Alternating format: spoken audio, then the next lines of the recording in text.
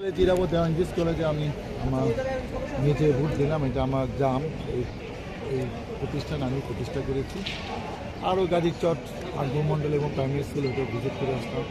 রাস্তার আরেকটি মহিলা কেন্দ্র দেখেছি, এখানেও 3-4টি কেন্দ্র। আর সব জায়গার পরিবেশ সুষ্ঠু এবং ভোটাররা উৎসাহ উদ্দীপনা নিয়ে ভোট দিচ্ছে। আমার কাছে মনে হচ্ছে যে এটা হয়তো বিকাল পর্যন্তই থাকবে। আর তা অন্যতম কারণে আমরা যেখানে 8জন প্রার্থী, নির্বাচনটা কিন্তু খুব সহিষ্ণুতার সাথে স্বচ্ছতার সাথে আমরা আচরণবিধি মেনেই সবাই কাজ করার চেষ্টা করেছি। তার প্রতিফলন আজকেও পড়েছে। আমি বিশ্বাস করি যে নির্বাচন সুষ্ঠু হচ্ছে এবং শেষ পর্যন্ত সুষ্ঠুই থাকবে। এবং ভোটারদের উৎসাহ উদ্দীপনায় আমি যে পরিশ্রম করেছি, অনেক কাজ করেছি। আমি এলাকা পরিচিত প্রার্থী, আগেও এমপি ছিলাম। আমি তো রাজনীতি পরিবারের সন্তান।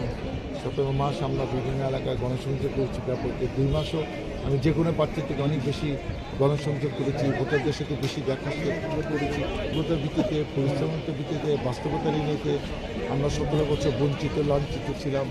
সব কিছু মিলে ভোটার হয়তো আমাকেই যোগ্য প্রার্থী হিসাবে, তাদের কাছে হিসাবে বিবেচনা করছে এবং আমি বিজয়ের ব্যাপারে আশাবাদী। ইনশাল্লাহ আপনারা রাতে দেখতে পাবেন যে ভোটাররা আমাকেই পছন্দ করেছে এলাকার জনপ্রতিনিধি হিসাবে। এটি আমার বিশ্বাস, এটি আমার আশা।